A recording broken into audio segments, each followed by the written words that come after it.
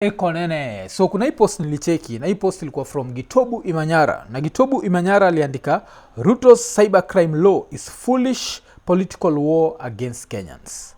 And akaandika on the very morning we were waking up to the devastating news of Raila Odinga's death. President William Ruto signed into law the Computer Misuse and Cybercrime Amendment Bill 2024, a draconian piece of legislation that effectively criminalizes dissent. Then akaendelea, the law states that if you post something that offends someone online, you could be fined up to 20 million or jailed for 10 years. 10 years for a tweet, 10 years for a meme, 10 years for a Facebook post, or 10 years for a TikTok video that the state finds uncomfortable. This is not a law about protecting the public from cybercrime. It's a law about protecting power from criticism. It's a desperate attempt by a failing regime to silence the country's most vocal and politically awake generation, the Kenyan youth. And this post, the fact that nani aliandika alishikanisha na story ya Raila's death made me remember one post that people have been sharing. And this post is 12 years old, yes, and the post was by Raila akibonga juu ya the freedom of speech. And so this was on the 24th of October 2013. Ilikuwa ni the most sacred of our freedoms is that of speech. We must jealously guard our hard-earned freedom of speech. And that's it. We must guard it.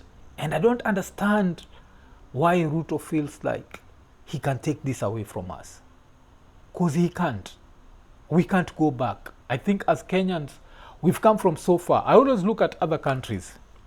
And I'll look at Uganda, I'll look at Tanzania, and I'll be like, I wouldn't want to be them. I'll look at Rwanda, I'll be like, I wouldn't want to be them. There's something about Kenya that even nowadays, kuna vitu na chiki zina happen states. And you go like, that wouldn't happen in Kenya. Like even Kenya is beyond that.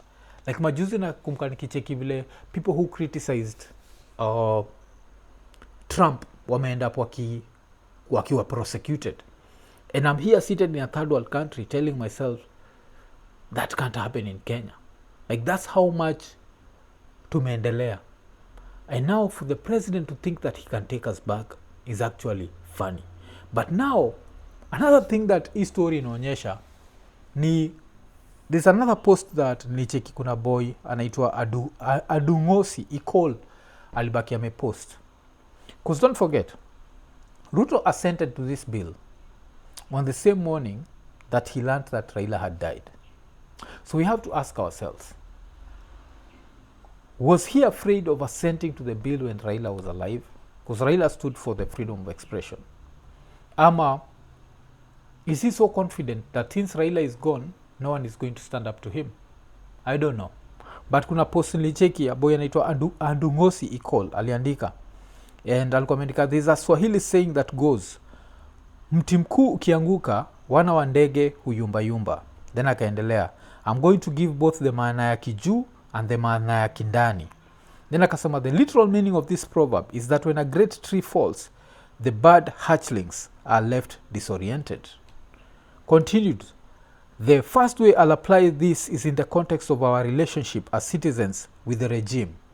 It was only Rao who had the clout, the courage, and the ability to stand up to the excesses of the government. Rao alone could polarize at least 3 major cities and use chaos to bring the administration to its knees. Then akaendelea, now that he's gone, there is no one with the political will or might to do that. The government of the day will get away with anything. It should truly frighten you that even before Baba was laid to rest, Kasongo took advantage of our grief to sneak in an undemocratic computer abuse bill clearly aimed at curbing our online freedom. I haven't seen a single politician protest.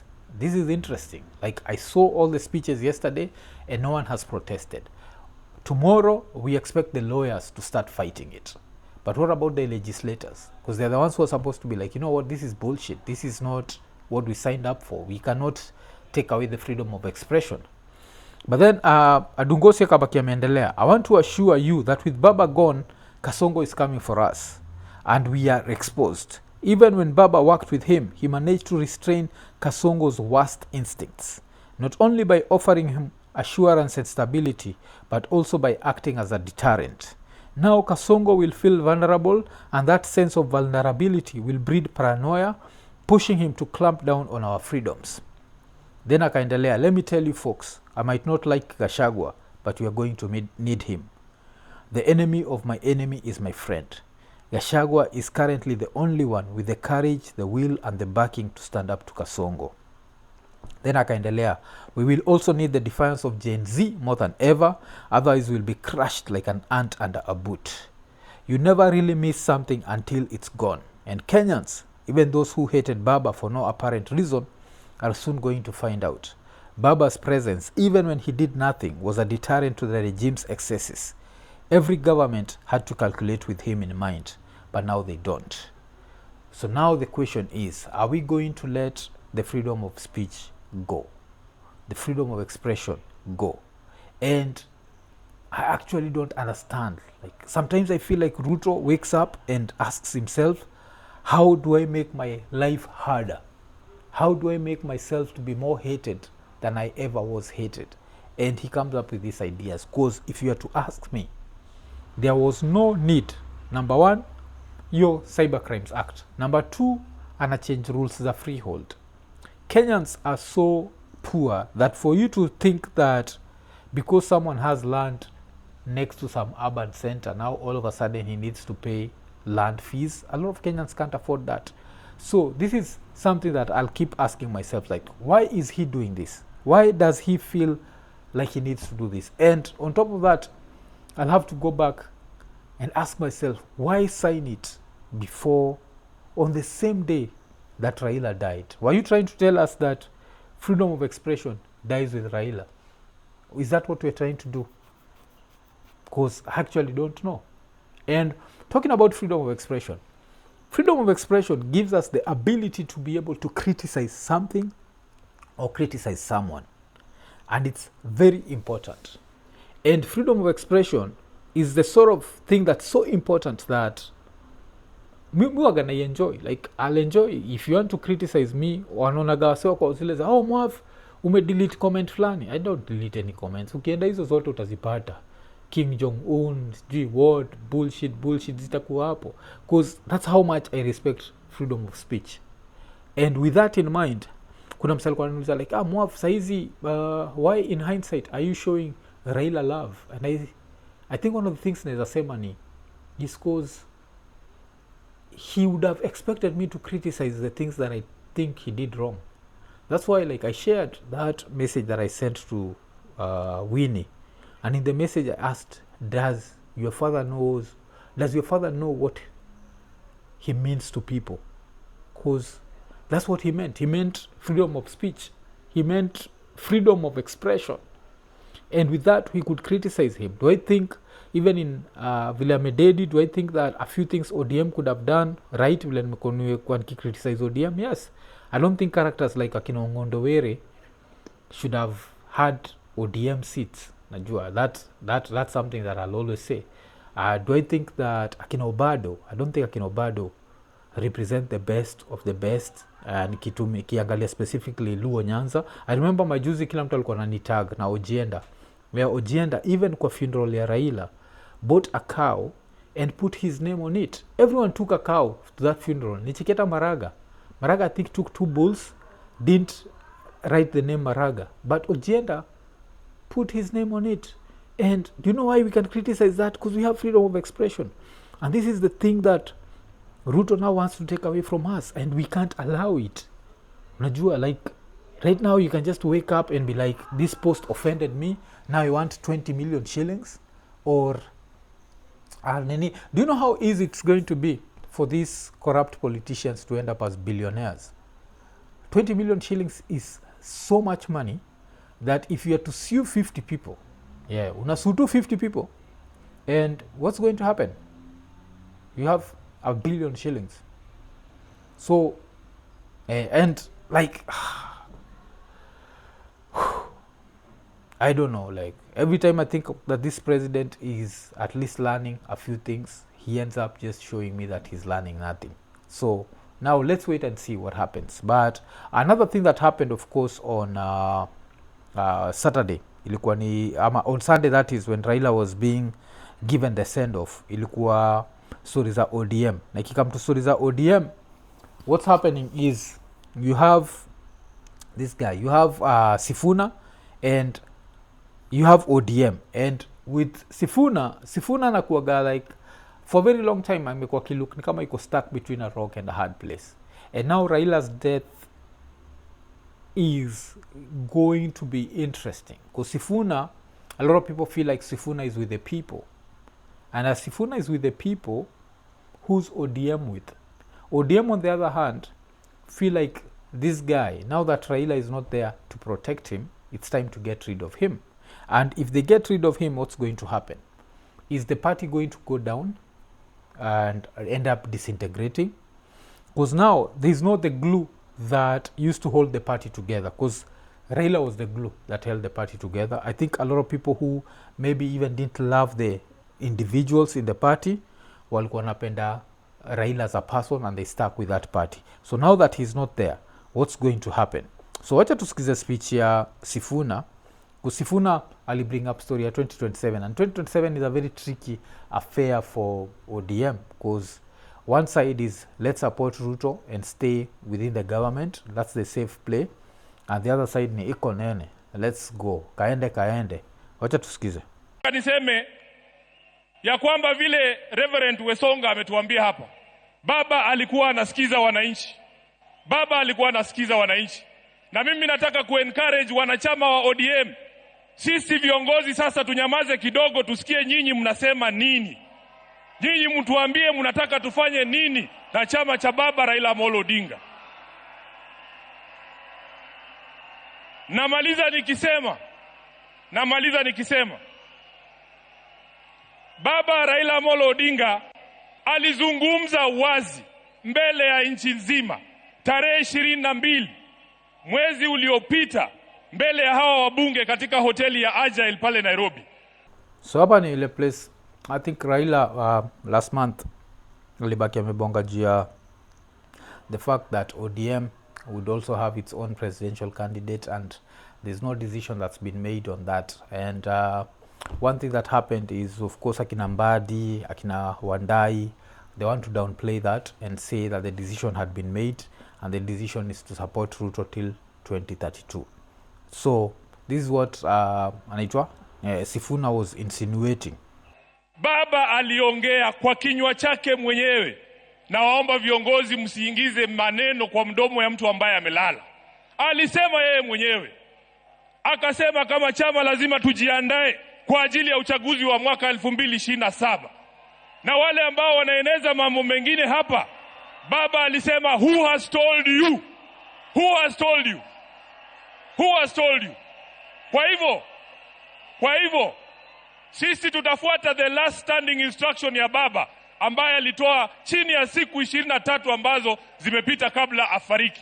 Kwa hayo so yes, so hiyo ni Sifuna. And ukienda kwa Postka Sekaki na Alai wanasema that wanaenda kumtoa. I think niliona something like Sifuna will be out by the 1st of November. And one thing I'd want to know is if Raila had written in kwa wili yake, hadn't written about the politics and what he wanted to happen within the party. Because I expect, maybe even if he'd written that, I still expect these guys to want to get rid of Sifuna, najua. So because say kuna vile wanamchukia sana. I think ilikuwa ni Alaya alikuwa ameandika hello Muhesh, during the burial of his party leader, Secretary General Edwin Sifuna appeared dressed casually in tight trousers, which surprised many, including VIP security officers who initially doubted his identity. Some even questioned, is this how you dress during your party leader's trial? For a moment, Sifuna thought of going back to change into more formal attire, but eventually decided not to. And I don't know, like to doubt Sifuna and Sifuna's love for Raila, I think is to be foolish. There is even videos Zaum say, like the day on when they were going to pick the body, he was crying. That this is someone who respected Raila kabisa, and this is what now he has to face. He's going to have to face this level of bullshit from wasi wa ODM, and it's going to be interesting to see, like, are they going to let him survive or are they going to kick him out? Because now there's a whole other legion of people who are not popular without Raila. Like, without Raila, they are nothing.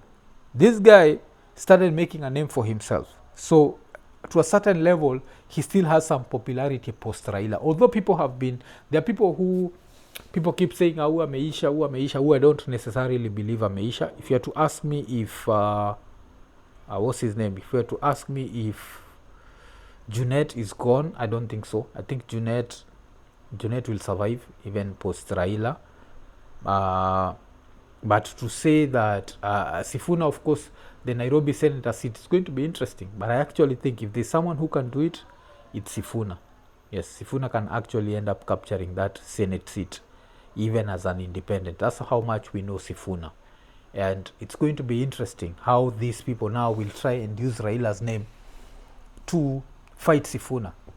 Because I think that's one of the things itakuwa itakuwa Raila alituambia hivi, alafu tabaki tumesikia how that goes. But I expect Sifuna to be one of the politicians who will be okay. Who would I say won't be okay when I think about it? Because Nyanza, mtoi wa Ongondowere, Boyd, I think he's going to have a rough time. I don't think there's any guarantee atashinda, because as much as Raila endorsing him would have meant something different. The fact that Raila is not there, I think that's going to be tricky for him. But still, talking of Raila, one of the saddest dedications nilicheki come to Raila, because these things you'll keep seeing different things. And kulikuwa na hii moja ya Crystal Asige. So Crystal Asige alikuwa ameweka ile freedom is never given freely, it's won through struggle. Alafu akabaki amequote Right Honorable Raila Amolo Odinga, ikikuwa Mashujaa Day belongs to you, Joey. Even though you've rested, your roar still echoes in the hearts of dreamers, in the soul of this nation. You fought not for power, but for people, for justice, for unity, for a Kenya where every voice belongs and no one is ever silenced. Remember, freedom of speech. Then akasema, you taught us that freedoms mean nothing without inclusion, and that our strength lives in our togetherness. You sowed hope and were our light. I remain Jeshi Ababa. Your courage still inspires, your vision still guides, and your dream still breathes in us. Then, of course, ikikam to Crystal Asige, like, she was one of the nominated wa ODM, and I think Raila nominated people living with disabilities. This is the same thing that he done for Isaac Mwaura, the present government spokesperson. Yes, so kulikuwa na hiyo. Alafu one of the saddest pictures, of course, I also saw ilikuwa bado ya Crystal Asige, and it's her standing next to Raila, and you can see her crying. It's just one of those, Africa, a man of both clarity and complexity, but always a man of courageous conviction. Thank you, Right Honorable Raila Amolo Odinga. We are because you are. So that's something that I've seen, and I think, which other dedication did I see? Because Ubudame kwa get a lot of dedications, but I think the biggest dedication we can ever give him would be the dedication of fighting for freedom of expression. And that's something that we should never sacrifice. Yes, that's something that we should never sacrifice. I don't know if people understand. Like, Kenya would be such a different country without freedom of expression, because these other countries, our neighbors wetu, they're full of shit, najua, and we can never be like them. Yes, we have to understand that there's a difference between sisi na TZ, a difference between sisi na Uganda, and that difference lies in the fact that we are allowed to speak. This is something that we downplay a lot. Nilicheki kuna msee alikuwa ameandika ati out of all the bills that Ruto signed, ile bill ya land is the most important one. Alafu nikamwambia because if you look at even a country like America, where they before Trump, of course, ilikuwa one of the countries that people used to look up to, and it came to freedom of expression. The first amendment ilikuwa hiyo, freedom of expression, freedom of speech. That means you are free to say whatever you think, and you're free to also worship whoever you want to worship. So your freedom of expression and freedom of speech is paramount. And for anyone to try and downplay it and be like, you know what, land is more important. We can't complain about land if we don't have the freedom to complain. And that's what's happening in places like TZ. They don't have your freedom ya complain. Yes, they are not allowed to talk. And if you're not allowed to talk, you'll suffer in silence. So this is something that we have to guard, yes, religiously. And we have to, I don't know how to put it, but I can't imagine a Kenya where I can be sitting down and I'm worried about hurting someone's feelings. And the fact that I've hurt someone's feelings is supposed to cost me 20 million shillings. Like, what are we talking about? Yeah. So, nangoja kuona what's going to happen tomorrow. I have to see how many court cases. I don't think one court case is enough. And I don't know, another thing that needs to happen if you come to something like freedom of speech, the amendment of something like that, the threshold needs to be higher than an individual. We can't just let this be in the hands of Ruto. And also Ruto needs to learn that you are, to a certain level, I don't know how I'm going to put this, but to a certain level, as much as people said that you lost big through Raila's death, which is also true, you also won. By giving him a state funeral, you got a few people on your side. But now for you to lose that because you can't take criticism, critics will always be there. And I think that's the price of success. So when it comes to political success, I don't think there's anything higher than a presidency when it comes to political success. And the fact that you have it, you have to understand that that comes with criticism. People are going to criticize you. People who are unhappy are going to criticize you. And I always go back to the fact that I've heard Kibaki must go. And I've heard Uhuru must go. And now I'm hearing Ruto must go. And the fact that we survived all that, and we didn't change, because kuna sana that this Cyber Crimes Act ilitokeaga hiyo time, hiyo misuse wa computer, but not to this level. I think this is an extreme level. This thing of, it's so ambiguous on hurting people's feelings. It's so, inakuwa very ambiguous, because anything that I say can hurt someone's feelings. And does that mean that I'm supposed to pay 20 million shillings because someone could not handle my opinion? Because it's just an opinion, ajua. And opinions are there, and we are supposed to have them, and we're supposed to be able to express ourselves.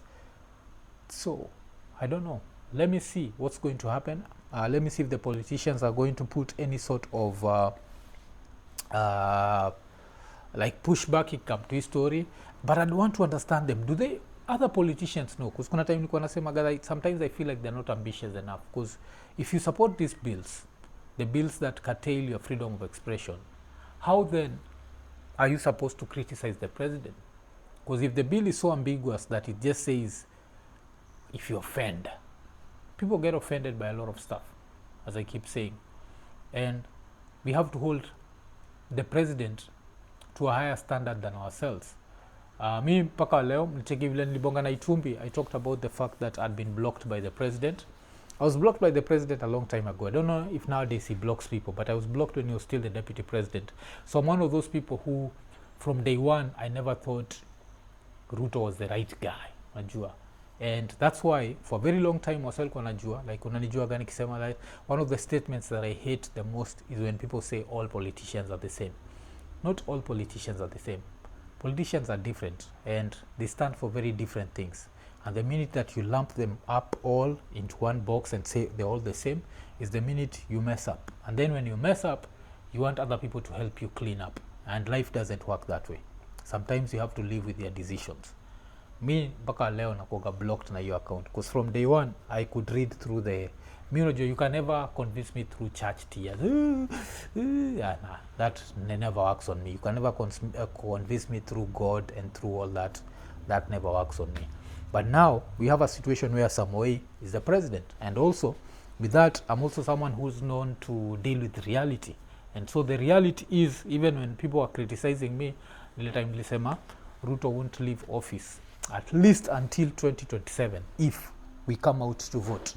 And this is something that I even ended up tukiargue na our prophet Waroinge when he came here, and I told him the same thing.